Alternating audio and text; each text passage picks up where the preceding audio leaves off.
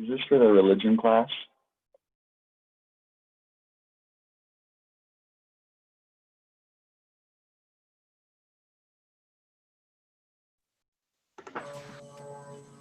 Hey, Josh, did you get my email or the reminder of the thought today?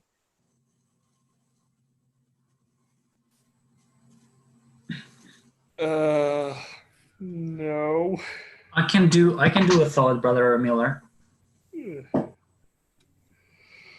Did you have, okay, thanks, Bismarck. Did you have one, Josh, or no? I can think of one up. We'll save yours then. If Bismarck's got one, we'll save one for, is that okay? Alrighty, fine with me. Sorry about that. No, you're fine. You're fine. If you saw the email, we're going to try and start right away. So we're going to just try and move things along pretty fast.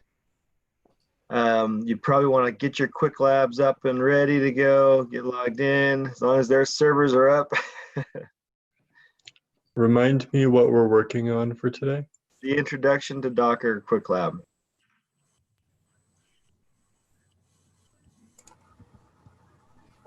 So if you go to the week 11 tutorials, it's the very first one.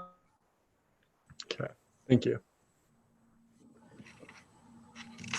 Hey, Brother Miller, quick question. So for the setup network and HTTP load balance, so every time I try to open the link, like it says that I have been denied to that assignment. That's probably you're somehow logged in with the wrong Google account. That's usually what I see when you have some kind of error like that. So you need to double check that icon up in the upper right hand corner and make sure it didn't switch to your Gmail account. I can show you because I'm pretty sure I'm signing in with my BYUI. So this is the page.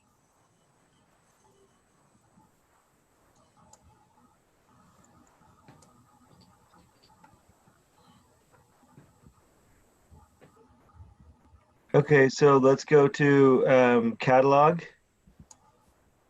I'm not sure why it would give you that, but do a search for, or go to My Learning. Seems like everything's slow on this for you. Click on that Google Cloud Essentials. Make sure you give that a heart. Maybe you need to be enrolled in it. Oh, you are enrolled. Okay, so scroll down. And then find the one that we're talking about. Let's just try go this direction. That load balancer one, yeah.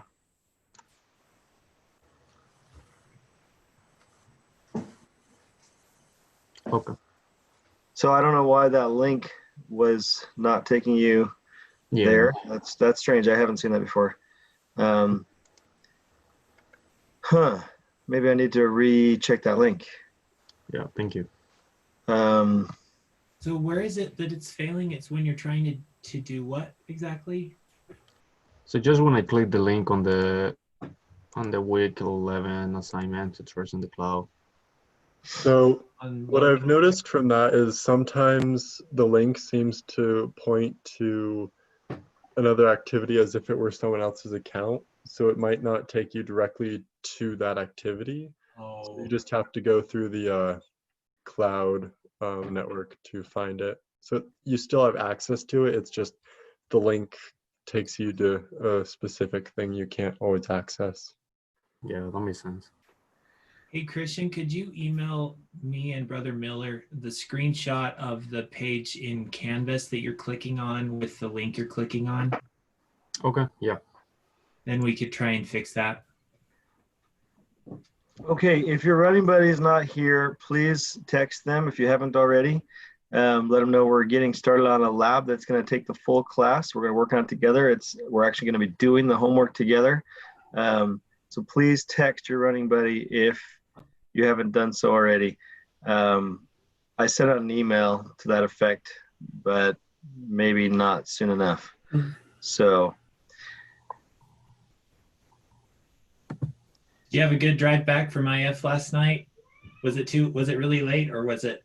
It was pretty late. I mean, it was, there was a lot of like lightning and it was kind of weird that the lightning storm was going on last night, but it was good. We had fun. We don't do that very often. We rarely go down there, actually. It's funny. We thought we'd go down there all the time, but we find we almost never go down there. Okay, so Besmir volunteered to do a quick thought. Josh, we'll do it next week, maybe. So how about, I'm looking for someone how about we just ask Josh to pray? Is that okay? Me? Josh Elliott, sorry. Sounds good to me. Our Heavenly Father, she's here to learn about system DevOps and help us be well in our labs and help us to get everything done. We say in the name of Jesus Christ's name, amen. Amen. Thank you. So just for clarity, I'm going to share my screen real quick here. This is the lab we're talking about. So under week 11, tutorials in the cloud, it's this very first lab, Introduction to Docker. So that's the one you want to, we're going to get started on right after Besmir's thought, which, go ahead, Besmir. Let me stop sharing. Okay. So I was reading this morning in John chapter 18, and here is where Christ is delivered into Pilate. So his people, the Jews, delivered him to the Pilate. And then, I was thinking about like the theme of like overcoming fear, and of course Christ is the master teacher of all the attributes, and I think also of overcoming fear as well eventually, which is one of our themes in this class. And so I was reading about this chapter, and while he's having this conversation with the Pilate, and the Pilate is saying, your people, the Jews, they delivered to me. What have you done? And I was asking him, are you the king of the Jews? And Christ was saying, well, did those people tell you that I'm the king of Jews, or do you think that I'm the king of Jews? Anyway, so they had this encounter with each other. And then I like verse 37 on John 18 that says, Pilate therefore said unto him, art thou a king then? Jesus answered, thou sayest that I am a king. To this end was I born, and for this cause came into the world, that I should bear witness unto the truth. Everyone that is of the truth heareth my voice. And the Pilate said unto him, what is truth? When he had said this, he went out again to the Jews and said to them, I find in him no fault at all. So pretty much we have like this situation of Christ with the Pilate. Pilate is pretty much trying to, he doesn't want a rebellion of the people, so he wants to please people. On the other side of Christ, which we see in these verses that he, he feels like equal to the Pilate. He doesn't, even though like the Pilate has pretty much in his hands can decide for his like life, and yet like the Savior, we don't see a Savior that he is fearful or that he's kind of trying to beg the Pilate for his life. We see him that he's very confident, and I think I really like love this situation, because like shows us that no matter like when we kind of take counsel from fear, and when we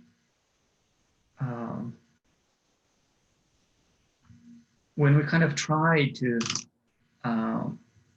think that if we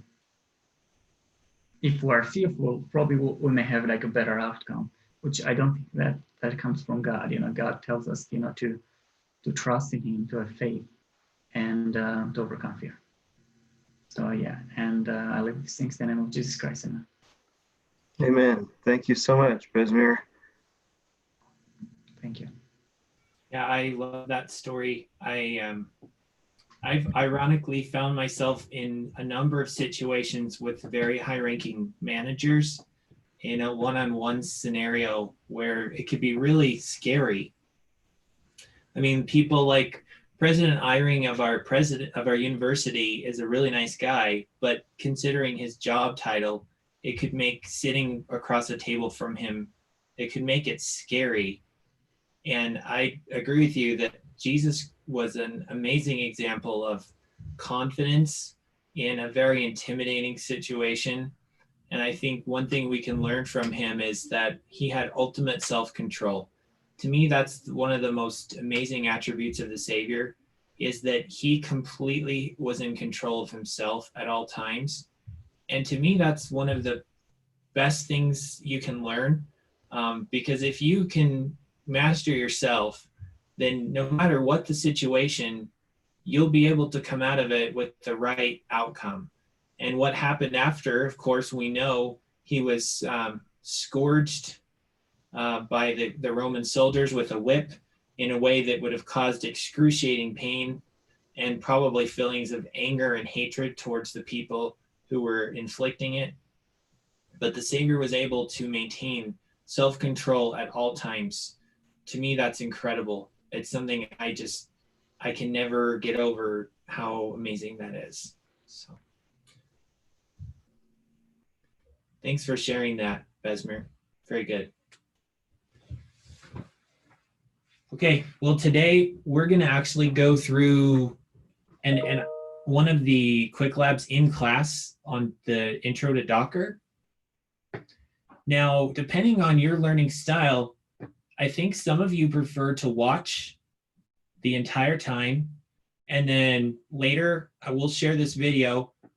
You might prefer to go through it and pause it at different times and go through it yourself. Some of you might want to follow along as we're going, and I think either of those works fine.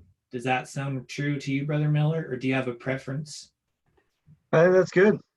Yeah, I think that works. That's perfect.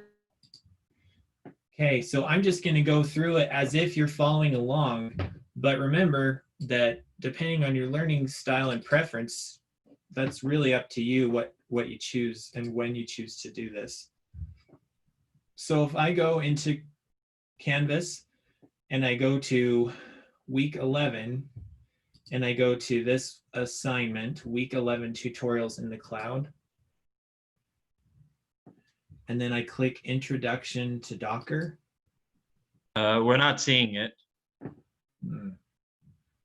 Are you It's seeing? in week 10. What are you seeing? Whole bunch of code. Oh, lovely. Okay, hold on. Thanks for telling me. Share screen. Desktop 2. How about now? Yep. Okay, so if I go back here, modules, and then I go down the end of week 11, it might show up for you under week 11, or it might show up under week 10, but for me it shows up under week 10. And then I'm clicking week 11 tutorials in the cloud. And then I'm clicking on Introduction to Docker. Okay, let's see, I'm going to sign in. I'm going to use sign in with Google. I'm going to use my BYUI account. That's how I get access to the credits. And I'm going to go ahead and click Start Lab. Now remember, if you were doing this at home, you might want to read through it first and get oriented, because once you click Start, you can't stop it. So I'm going to click Launch with 1 credit.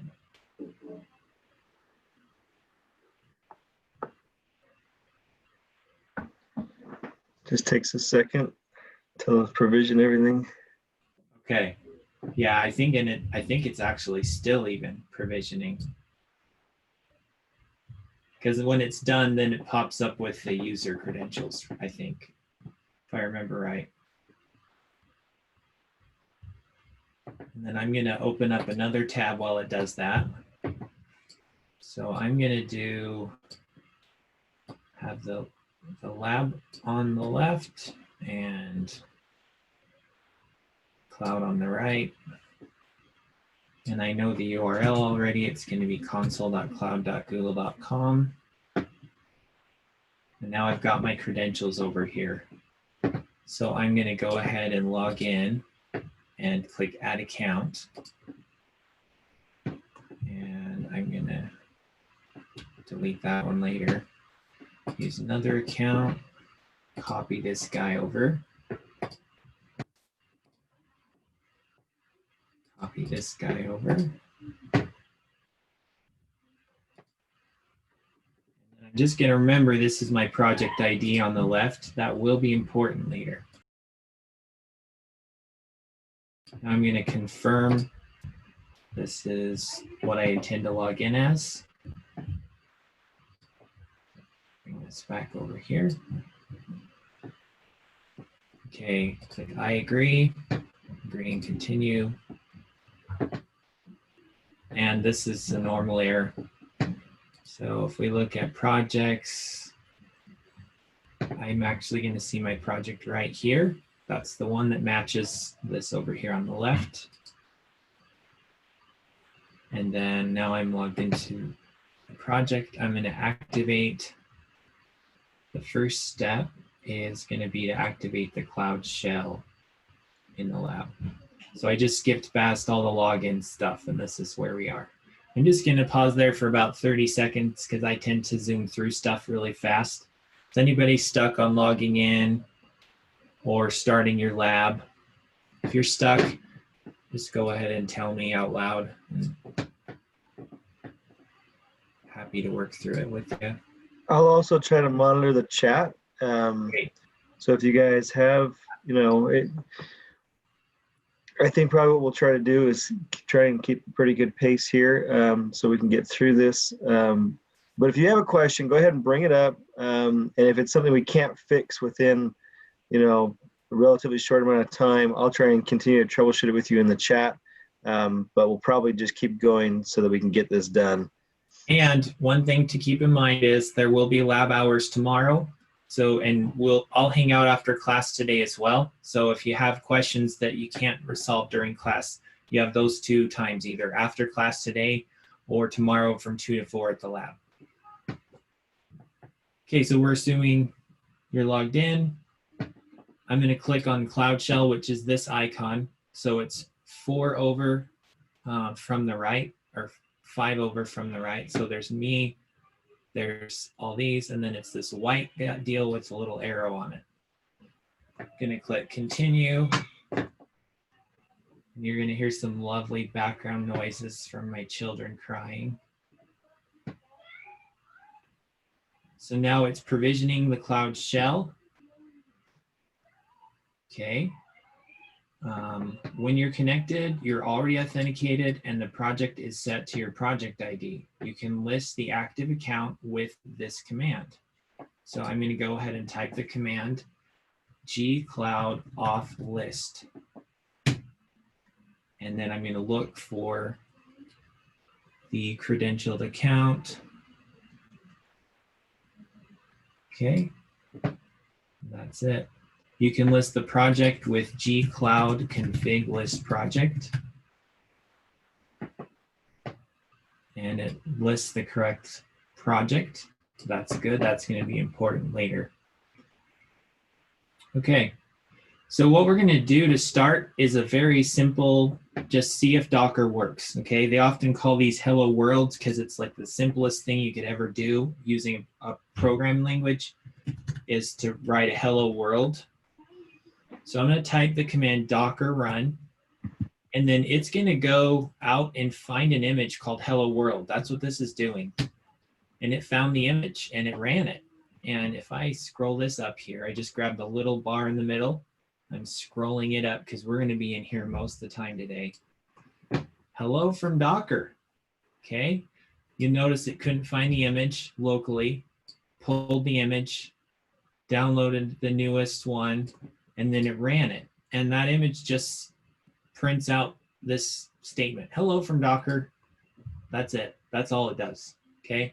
So now you know Docker's running. I have a question. Yeah. I don't want to go into it too much, but what if, so it couldn't find it locally, so it went and pulled it. What if you didn't want it to go out and pull it? What if you unintentionally pulled something that you didn't want to pull because it kind of jumped the gun and went out there and searched for it, and that's not what you wanted? Yeah. You can delete images, and so what it did is it actually pulled an image to my local Docker image repository. So say you did Docker images and you're like, oh, that shouldn't be that there. I think you can do Docker images. Is it, I forget if it's RM or delete, but you can actually, or is it prune? There you go. So now, if you look, it just actually deleted all of them. Prune deletes all your images. So that's pretty drastic. But I think there's some other ways you could have just targeted that one image and deleted it. Okay, so Docker run hello world. Now, because I'm running it after I pruned, it's going to pull it again. Okay. Oh, interesting. There it is. So it actually didn't pull it somehow. So I must not have deleted it completely. And then if I say Docker PS, this is actually going to tell us, is there anything still running with Docker? And you'll notice there isn't. It just has a blank line that says, here's all the stuff that's running, and there's nothing under it. That's what Docker PS does. It tells you any Docker processes or Docker containers that are currently running.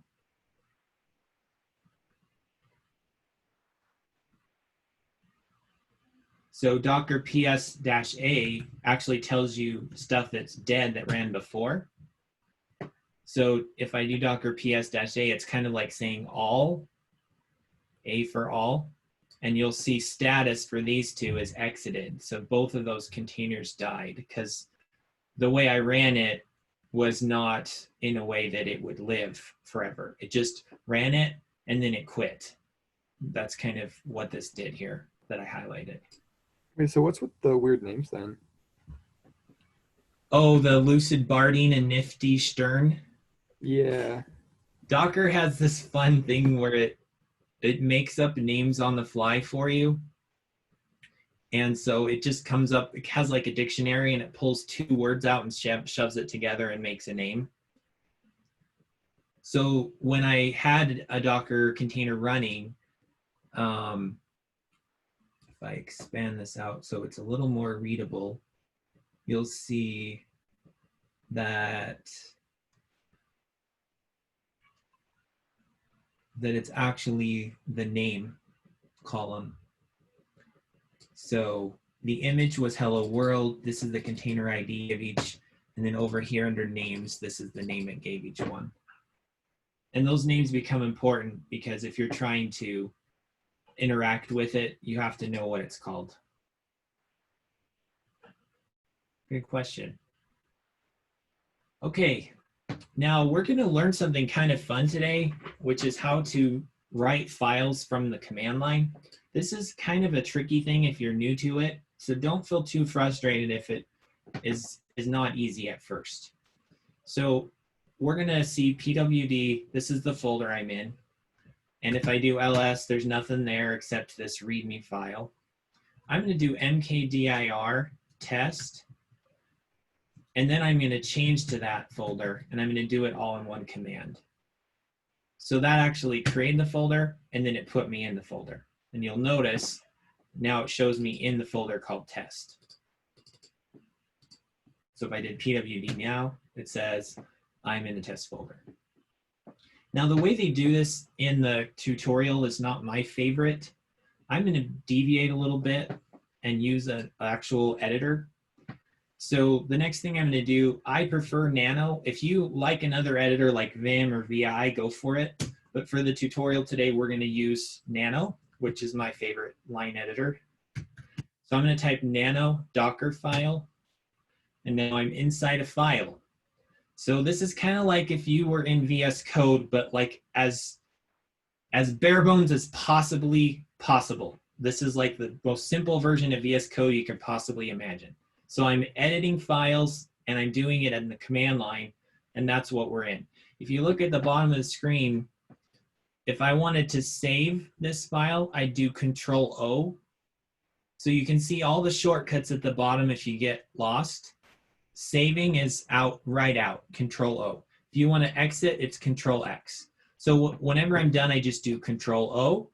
So I'm going to do it now, Control O, and it says, what do you want the name to be? Do you see that at the bottom? It wants it to be Dockerfile. So I just hit enter, and it's going to use that name. So enter, and it says wrote 0 lines. There's nothing to write. Any questions on getting to that point in Nano? That's where we're going to write our file today.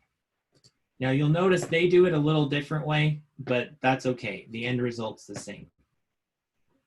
So I'm going to skip the comments in the file. So in this file, you'll notice that there's all these lines that start with this hashtag. Those aren't actually code. They're just comments that explain your code. It's really helpful to have those. So if you're writing your own Docker file, it's a really good idea to put a comment about what you're doing. So we're building on node 6. That means we're pulling an image called node 6. Then we're going to run our app in a folder called /app. And we're actually going to copy our application into that folder. That's what that does. We're going to let the application listen on port 80 in the container, which is the web port that allows web traffic, web internet traffic to the pod, to the container. Then I'm going to tell it how to start up my application. It's a Node app. So I'm going to say Node, and then I'm going to say Node app.js. That means it's going to run a file we're about to make called app.js. And that is the end of the Docker file. Any questions on that one? How space sensitive is Nano? Did you say how space sensitive? Yeah. It really depends what kind of file you're writing. Okay. So a Docker file, I don't know how much it cares about spaces. There's an extra space here. It really depends what's interpreting the file more than the editor, is my answer. Right. So this one's going to be interpreted by Docker, and then the app.js file is going to get interpreted by Node. So you really have to think what's going to try and parse the file, and that's what matters. Okay. Good question. Now I'm going to do Control O. You save this. need the EOF, the end of file line, or no? You don't if you're using an editor. The way they've done it, they're actually using cat. And so the cat command is looking for that end of file. Okay. Good catch. Any other questions? Control O, and then it asks me if is this the name I want, and I hit enter, and it says wrote how many lines? For me, it's 10.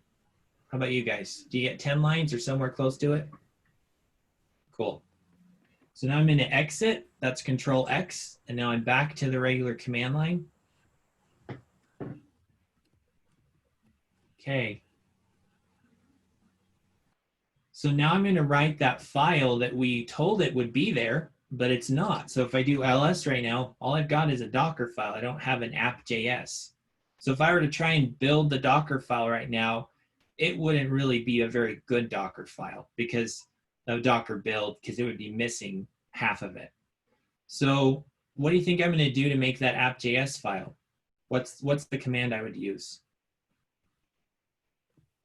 Nano.js. Nano, and then?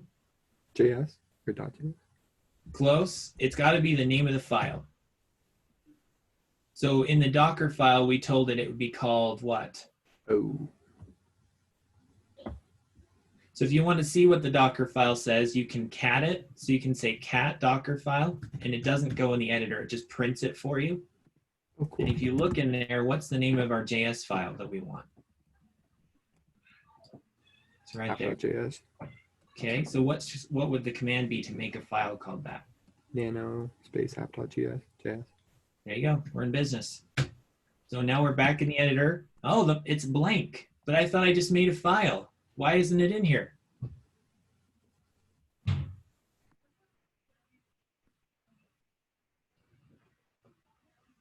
It's because it's a different file, right? Okay, cool.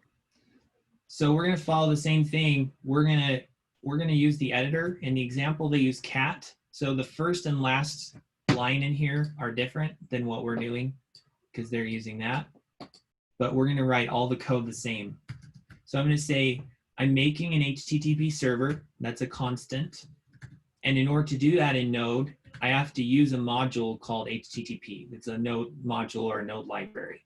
So here is my import statement where I'm importing libraries. And I'm naming that library HTTP. So later you'll see where I use that library to actually create a full-fledged app server or web server. So I've got a variable, and this variable is going to be the name of my host, which is actually binding to all interfaces. That's what 0.0.0.0 does. It means I'll listen to web traffic on any network port, any network interface that I have. Quick question. Can you use double quotations for HTTP or just single quotes? In JavaScript, the single quote and double quote are interchangeable. However, convention is to typically use the single quote in Node programming. And if I was better and had coded recently, I could tell you more about that, but that's the best I can do right now. Okay. So now we're creating the server. So I have a variable called server, and it's going to get assigned when I do this command called http.createServer. And in there, that server is going to say, yeah, you're making a server, but you have to give me some instructions. And what is the server even going to do? And so you're saying, well, let me tell you, this is what you're going to do. When you get a request, I'm going to tell you, you're going to send back a response. That's the request, that's the response. And when you get those two things, you got to do this with them. So I'm going to go down, I'm going to do another curly brace, another paren, and a semicolon. So inside of here, I'm actually defining behavior. So this behavior is what it's going to do when it gets a request. So the first thing it's going to do is going to say, I'm going to give you an answer. The answer is, everything's okay, 200. That's not a 503, you'll notice, which is not a good thing, but a 200 is. Their indentation's a little off in this, so I'm going to say, now I'm going to set a header, and that's just kind of some meta information that the browser uses to learn about what the response is going to be. So I'm telling it, the response to you, browser, is going to be in plain text. And the response is going to actually send you some information. It's going to say, believe it or not, hello world. And then I'm going to do a new line, which means like going down one line. That's what the /n is. And that is it for the web server. So there's your server. That's what you're supposed to do, server. And it says, okay, but I don't know what to listen on, so I'm not going to listen at all. And you're going to say, yes, you do. You need to listen. And here's the port you need to listen on. And here's the host name that you're supposed to listen at. And by the way, when you listen, here's your behavior. You're not going to get anything. I'm not telling you what you're going to get. Regardless of what you get, you still have to do the same thing. Your job, and I'm just doing spaces, 3 spaces. You could do tabs if you want. You're supposed to say this, server running at http:// %s :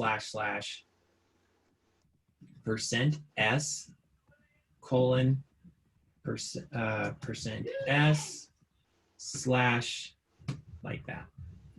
So, and then those %s's, that's a string manipulation. So it's saying there's 2 variables in this string. The first one is the host name. The second one is the port. So when it prints, it's going to replace %s with host name, the second %s it's going to replace with port. And that's going to print out on the screen when we start it. Anybody stuck so far? Okay, the next thing we're going to say is if you get told to shut down, if you get a sigint command, here's what you're supposed to do. I'm going to give you a function, and here's what the function is. The function is print out to the screen. I'm going to just change it to stopped instead because it's easier to write. And then why don't you go ahead and just shut down if that happens. And that's it. That's my file. You could also copy and paste it if you want. If you don't want any errors, you can just take all of this and copy it. I like typing because I learned from it. Usually it means I make a mistake, but when I make a mistake, I usually learn something from that. I'm going to say Control O and enter. Then I'm going to say Control X to save to exit. Okay. I'm going to just stop there for 30 seconds. Is anyone stuck? With the indents, you were saying it doesn't matter how you indent it? No. JavaScript is completely insensitive to spaces. To indentation, rather. I'm not stuck, but I have a question. Okay. This file for Docker to accept it, does it have to be JavaScript, or can you use a different? No, it only has to be JavaScript because our Dockerfile is running Node.js. So if you look at the Dockerfile that we made, it's just saying I'm going to run Node right here. Mm-hmm. This could say Python, it could say Java, it could say C#, any language. So just whatever we specify in the Docker files. Yeah. And the cool thing is if you want an example for whatever your language is, you just Google sample Docker and the name of the language, and you'll find a whole tutorial on it. Okay, cool. Thank you. You're welcome. Any other questions? That was a good one. Okay, we're going to say Docker build-t, which is a tag or a name. I'm going to name it Node App 0.1. That's the name I'm giving it. And then I'm saying space dot, which means build the current directory. So that's what this command means. Docker build-t, T for tag. Tag is a name. I'm naming my Node App 0.1. And then I'm going to say dot, which means build the Docker file in this directory. Enter.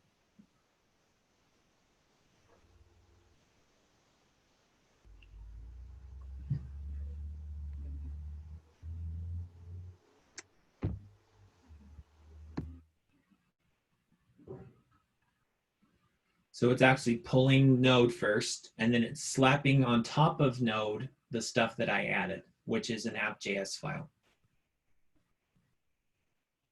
So it's still pulling the Node part. What is the Node part again? It's the base image, which is a Node.js runtime.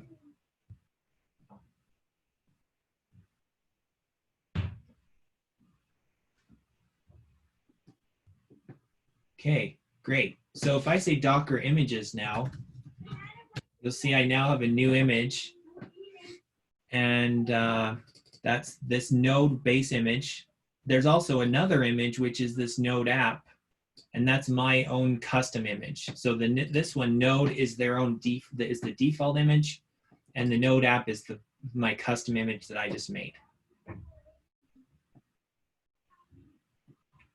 Okay, I want to run my own image because that's where the cool stuff is that I just did.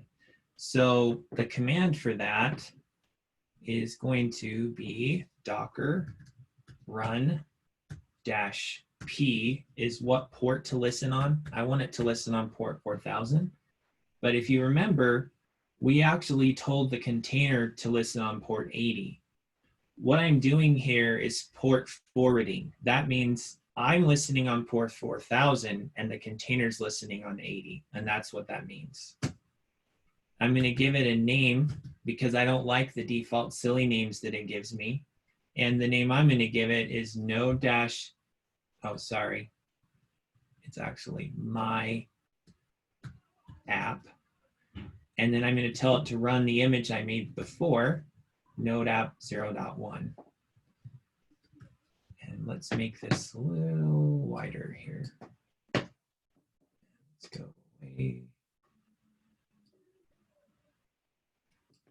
And I'm going to say enter. Oh, I got an error. So what is it? Let's see. It's trying to run app.js. That's good. That's what it should be running. And it says missing initializer in const declaration. Oh, I don't have the equals sign. Okay, so I'm going to go back into my app.js. And sure enough, no equals sign. So that's all I needed there. So if you followed my bad example, make sure you fix that.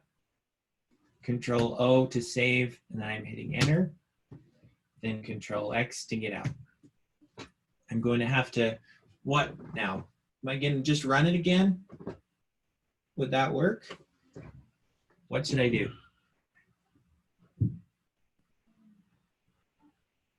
Can I run the same Docker image and will that be fixed now?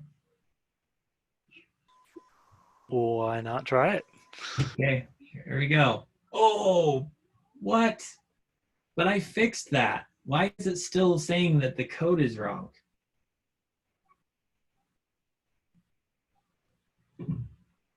Anybody know? Well, We have to build the Docker image again? Yeah, I have to build the Docker image again because I'm looking at the old image, right? So I'm going to build it right here.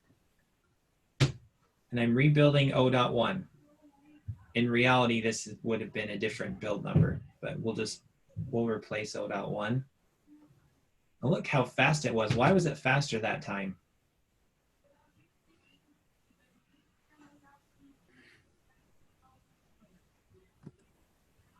Any guess why the build was like 100 times faster the second time? It just looked for anything different and added that? Yes, that's right. So the thing that was different was just that tiny little file, right? And most of it was that giant node runtime, and it already had that. So it just said, okay, I've already got this, and now I just got to put the file on top. So now if I run this again, let's see what happens. It's already, the container name is already in use. Oh, interesting. So if I say Docker PS, you have to rename it. Okay. So I'm going to call it my app 2. And there it is. And it's running at http://000080. So now I'm going to open another terminal. The way you do that is inside of the terminal, there's a tab that in blue. To the right of that, there's a plus sign. I'm going to plus over.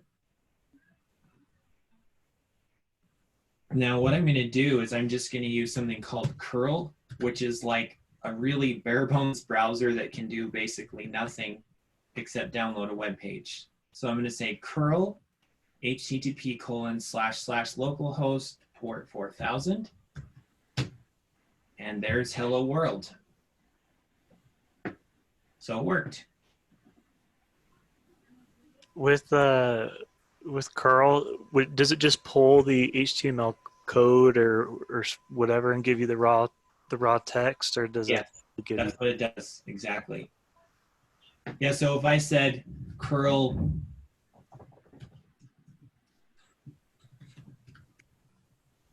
and let's see, they only run over HTTPS.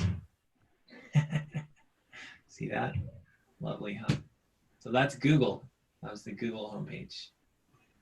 So I just said curl https://www.google.com, and that's what it gave me.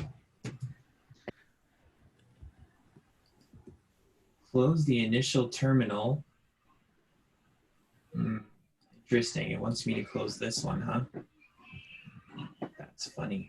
You might, I'm not sure, but for purposes of completing the lab, where you created the second one called My App 2, looks like this is an opportunity for you to stop and remove the other My App and maybe both of them, and then reinitialize it with the correct name. I'm not sure if it matters. Obviously, what you're doing works. It doesn't matter at the end if your image gets in. That's what I learned yesterday. Oh, okay. All right. I think we should be okay. But thank you for pointing that out. So if yours is just called My App, then you just say Docker stop My App. And now if you come over, I don't know why it's still running. Interesting. See, I usually just Control-C and break out of it. I don't know why Docker, oh yeah, because I used the wrong name. Let's do it again. So over here is My App 2. It's already in use. Line 3. And then if I come over here, I could say Docker stop My App 3.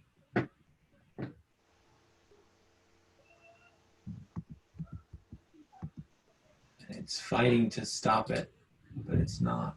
Anyway, oh, there it goes. Okay, it killed it. And then I'm going to say Docker rm my app, which removes that container. So if you were to say Docker ps, it's not there.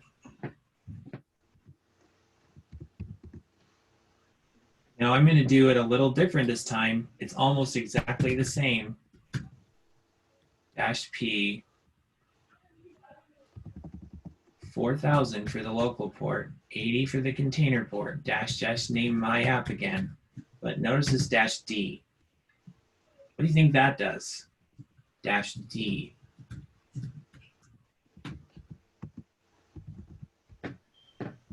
-d stands for daemon. You guys know what a daemon is? It's like a background process. That's right. So if I hit enter, and then I say Docker ps, it's actually running, but I don't see it running unless I do this, Docker ps, and there it is. And it says status is up, and I can even prove that it's running by saying wget http localhost. What was my port again? 4000. And there it is, it's running. I can also look at the logs. And if I do Docker ps, I will see the container ID, which is this one here. And I can look at the logs. So if you say Docker logs, there it is.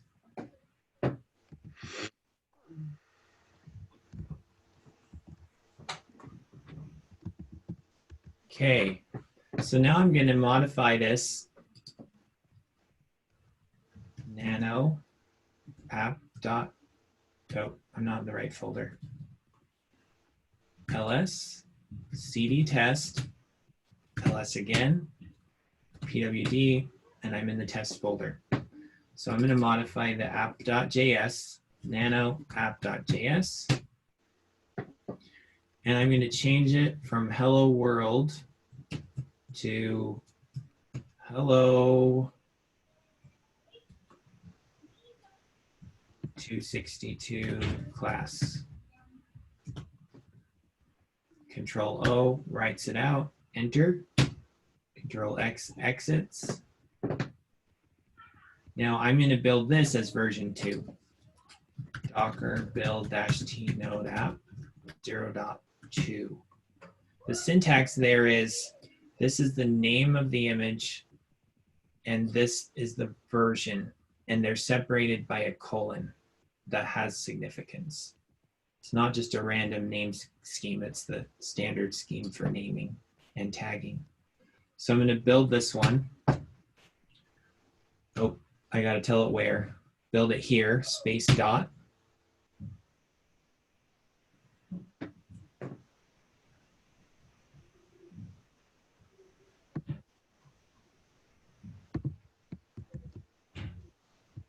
So you can have two of the same name, two different versions running? You can have, yeah, so if you say Docker images, now we have Node app 0.1 and Node app 0.2. If they had the same tag, would you still be able to run multiple of the same name?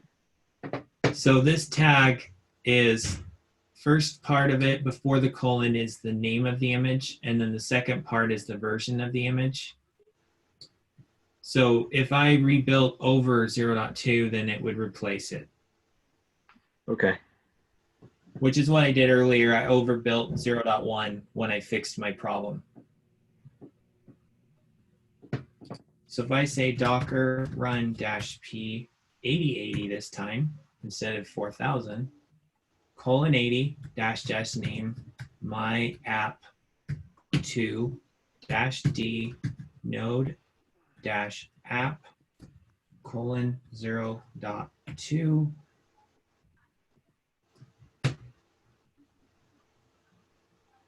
node. I put 2 dashes in it.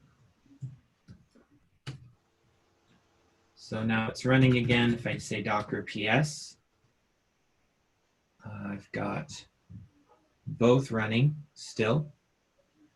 So if I want to look at one, I'll curl it on port 8080, and the other, I'll curl it on port 4000. So here's my new one. wget http:// localhost 8000.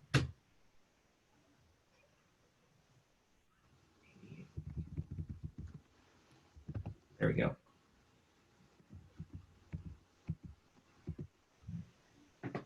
And if I do curl, it says hello 262 class. I did wget because I use that a lot too. That's not the best one for this because it doesn't show you what's inside of it. So how were you able to choose port 8080? Wasn't that defined? Didn't you have to define port 4000 inside of the app.js file? How come it seems like we just kind of chose 8080, but we didn't define it, or did I miss that? Good question. In the app.js file, here's what we defined. We defined that the app is going to listen on port 80. And then if you look at the Dockerfile, here's what we defined in there. The Dockerfile is going to let traffic into the container on port 80. And then if we look at the command we ran, the command we ran opens up port 8080 on my own machine and directs it to port 80 on this container. Okay. So I'm having a tough time with the name, my app 2. Okay. For some reason, that name wasn't working for me for the second image. Oh, okay. Do you want to share your screen real quick? Sure. It kind of got messy because I kept on pressing buttons. But So docker run -p my app 2 is already in use. So just say docker rm my app 2, docker space rm like remove space my app 2. And there's got to be a dash, right? My -app -2. whoops. Okay, now run the command again. There you go. Cool. So now I go to Docker. Oh, I do Docker PS to check. Yes. Mm-hmm. There it is. Second image though. That's my app 3. Oh, you didn't do, or you did do my app 2. You did -d. You did node app 0.2. Now, what could have happened, and my guess is it did, run it again without the -d. You'll have to rm it again. Docker rm my app 2. Okay, do that. Now run it again, but take out the -d so it's not in the background. No, And the D? yeah. Okay. Now run it. Okay. So see where it says invalid or unexpected token? Oh, so when I So what wrote the that's new, saying, that doesn't work. so in res.end, you have a extra quote mark right after work. Just erase that. There you go. That's it. Okay, and now you're gonna have to rebuild it. So you're gonna want to do your Docker build step.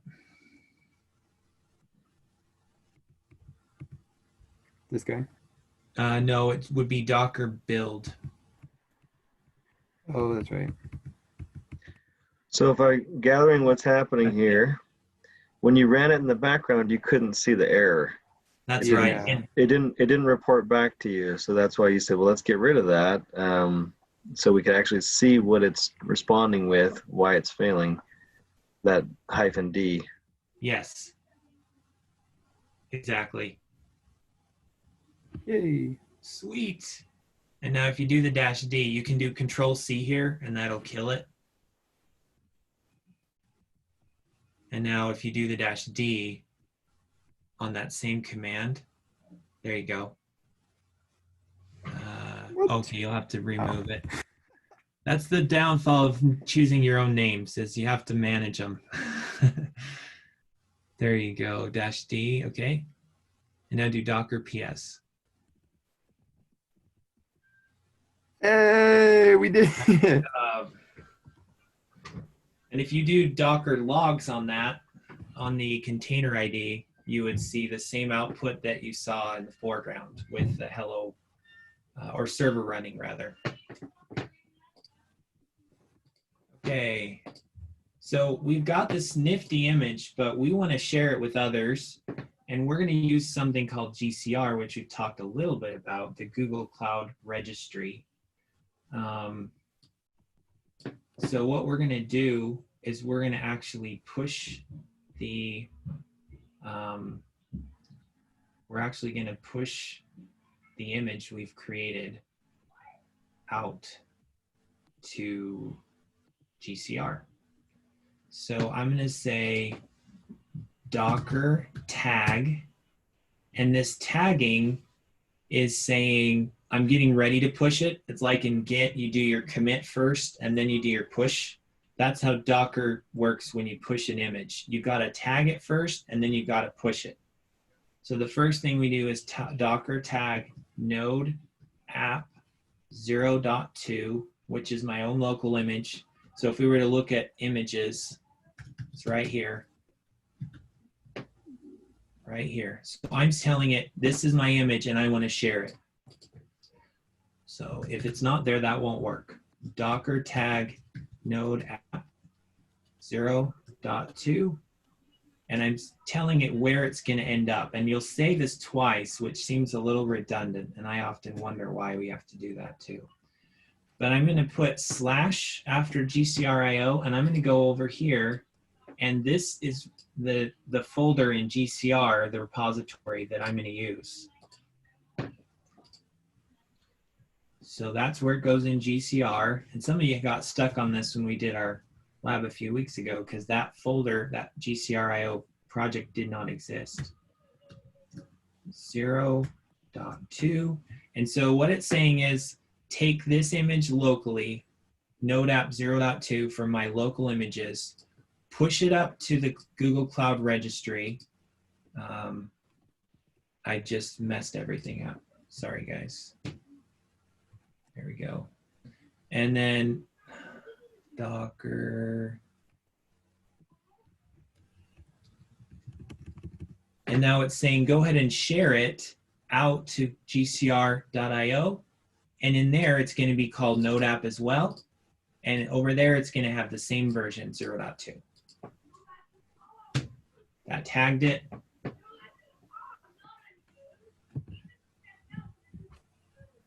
Now I'm going to say Docker push gcr.io / the name of my project, which is going to be different for you.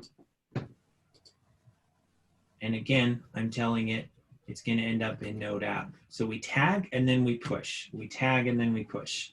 So we tagged first, and now we're going to push it to GCR. And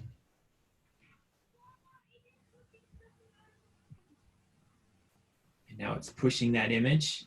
And if we wanted to run it in Kubernetes now, we could do that because it's available as an image to pull as soon as this is done. Pushing, pushing, pushing.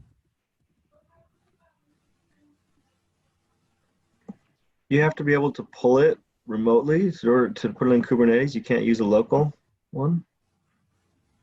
Yeah, So you have to be able to pull it from a Docker registry. Okay.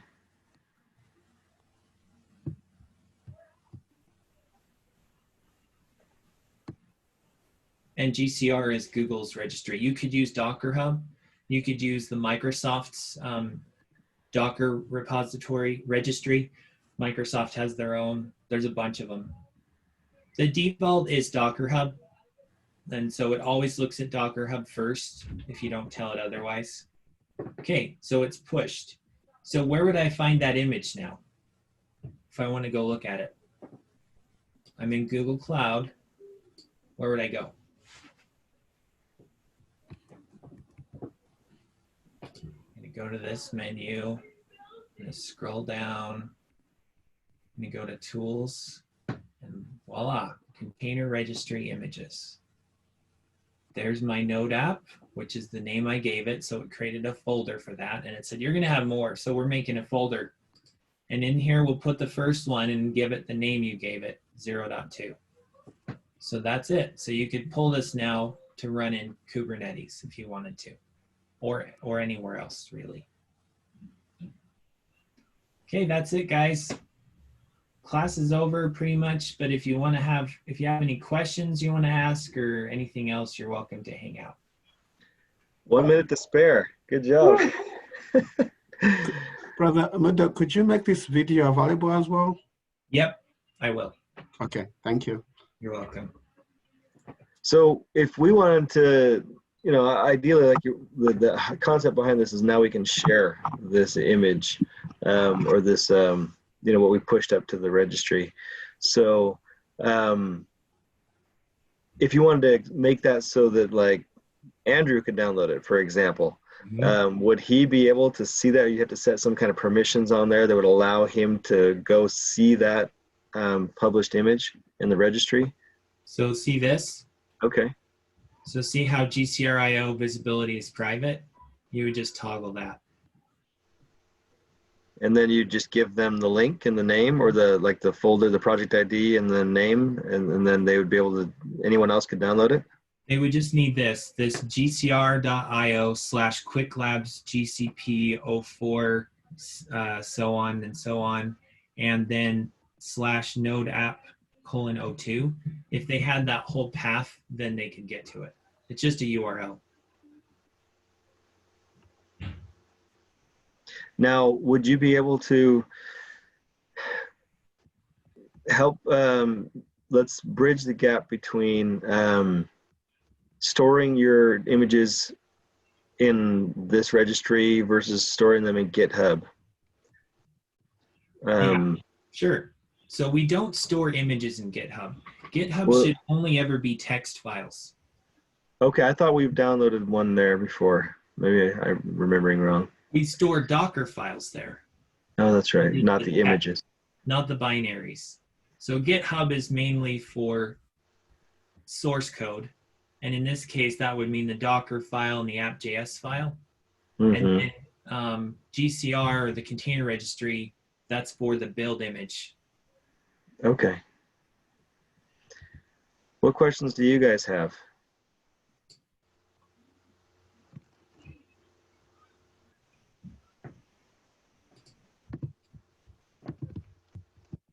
If I make this public right now, and I go to my own computer, say Docker pull Invalid repository name. Interesting. Invalid repository name. Error response. I made it public. Go to images. Says it's public. Anyway, I guess there's more to it. There's got to be something else I'm missing. Docker pull. How about if I say Docker run? Nope. Is it? Does it have to have that tag 0.2 at the end, or could it just be called node app? I mean, I know that that's there, but no. Okay. Anyway, I'll have to look into that. How about That's you okay. guys? Do you have any questions? Specific problems? Not a question. I just really got like lost. Okay. I was trying to follow along with you, but I just really got lost. Okay. No problem. I got to the point before running it, and then I just didn't get anything else. Okay. No problem. So you can actually do most of this even when you could do most of this from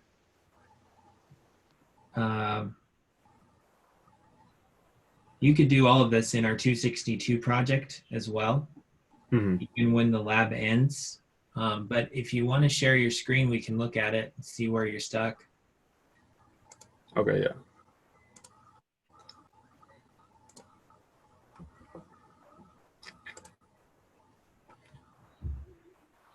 So,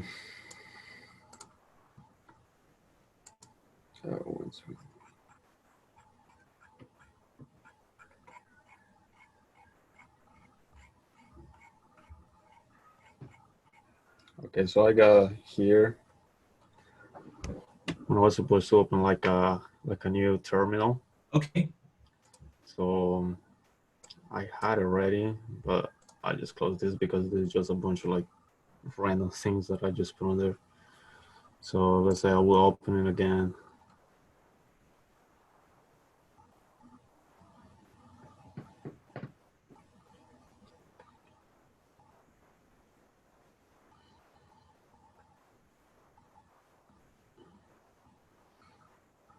Got a really slow computer. No problem. That's actually normal. What you just saw takes a while. Yeah. Most of this is running on the cloud servers, so. True. So I guess I was supposed to do this one right.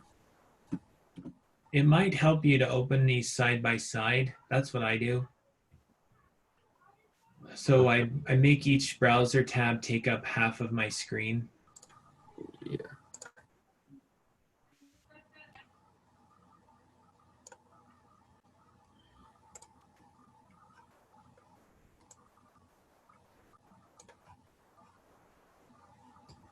Okay, yeah. And then on the right side, if you do the same thing and make it take half the screen. And now if you click the 3 bars at the upper left corner in your right hand screen, it'll minimize. See the 3 white bars in the upper left corner? To the left of Google Cloud. There you go. Yeah, now you've got it so that you can see everything. Yeah.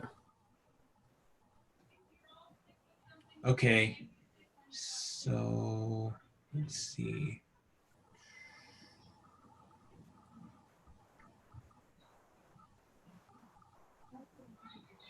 Can you do Docker PS, Christian?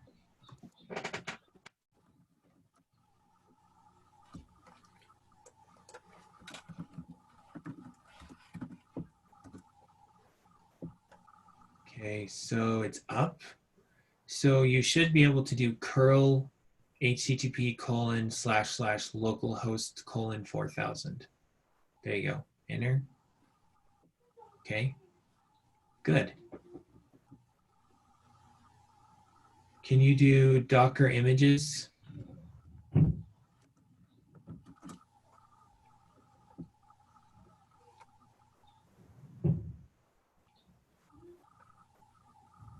Okay, so you have O.1. Good.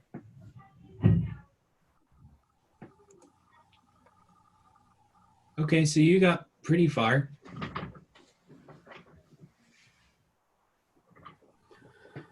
Yeah, I don't think I have a lot of time left. Maybe just like 5 minutes or less, 3 minutes. Well, that's okay. Do you have any specific questions? So not kind of like a specific question. I'll just probably try to go along with the video after you publish it. Okay. For our class recording, trying to like work on it again. If not, I'm just gonna probably just join your lab hours tomorrow. Because I Okay. was also working in the other assignment. Well, not this one. Yeah, I believe it was this one, and I couldn't actually. So I was trying to work on the. I was trying to create a cluster, like Kubernetes cluster, and some reason it didn't work. So I was just kind of like stuck on that assignment as well. So I will probably just join tomorrow. Okay. Is that the one where you got access denied, or is that different? No, that's the last one for the assignment, which is due tomorrow. Okay. Do you mind showing me that one that was due tomorrow again? Yep.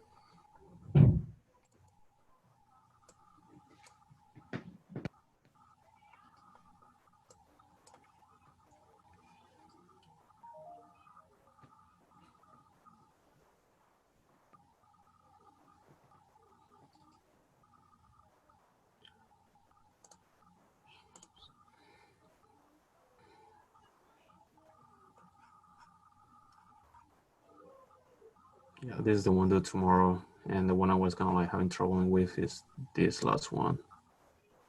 Okay. It is also an hour long, so it was a lot of like things to do on that one. Are you saying that the link didn't work for that? Oh, the link that didn't work is this one, the fourth. The challenge or the load balancers? Yeah. Oh, access denied to this resource. I saw the same thing. Search for load balancers in there. That's the one. So you can just do it here. Set up network HTTP load balancers.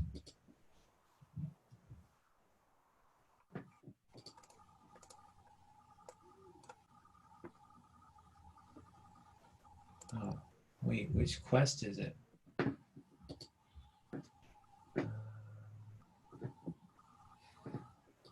Did you find it? Oh, you did. 12007. 7 parent equals. Okay. Good. Yeah. So you should be able to just go from here, right? Does that fix your problem? Yeah, that one. Yeah, I haven't tried this one yet, so I will work on this one as well today. Yeah. Sorry that link didn't work. That's kind of annoying. Yeah, that's fine. Google didn't work like a couple of days ago either, so. Yeah, that's true. That was weird. Okay, well, you're always welcome to come to the lab if you need anything. Okay, you said it's from 2 to 4, right? Yes. Okay, sounds good. Then I might see you tomorrow again. Okay, awesome. Have a good day, Christian. You too, bye. Thanks, bye.